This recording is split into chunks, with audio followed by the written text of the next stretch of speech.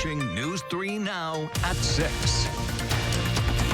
The roads are treacherous out there for everyone, including emergency response vehicles. Our Braden Ross joins us live outside the Madison Fire Department with how fire and EMS have prepared for today's weather. Braden?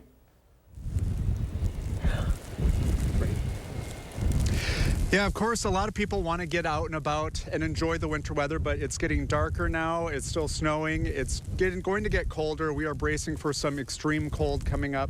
So we want to keep you all safe. So I'm here with Officer Craig Hof to ask him a few questions. Now, first of all, what are you seeing out there when you're out on patrol right now? Yeah, so road conditions are still somewhat in flux. We're seeing still a lot of vehicle slide-offs. Fortunately, I haven't heard of too many major or significant vehicle collisions or crashes recently, but I'd certainly recommend if you have the ability to stay home, that's probably the best course of action right now. Of course. And you're bundled up right now. You're in layers. I'm fortunately layered up, yes. Yeah. So one of the questions I wanted to ask, when people are out, say you see someone out in the snow, maybe they've passed out in the snow, or maybe they are in distress. What should you do to help that person safely? Yeah, that's a great question. I think first off, if you're in a position to safely initiate contact with that person, we would recommend doing that.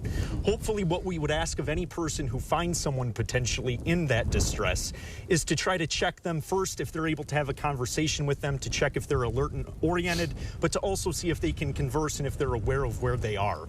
Certainly if that person is not doing well, we would absolutely ask them to call 911 so the Madison Police and Fire Departments could come out and check on them. But that initiation of contact to see if there is anything that person needs would really kind of be that first point for us. Because as we head into the even colder weather, minutes matter, I would imagine. Absolutely, yeah. So I would say just check levels of consciousness and if that person's breathing, and we'd be happy to get them assistance from there. And then, say, same question, but you see a stray pet or something. How do you handle that? Yeah, no, absolutely. Please call us again. We certainly care about animals here, and we're more than happy to attempt contact with the pet owner to ensure that all of our animals are staying safe in this weather.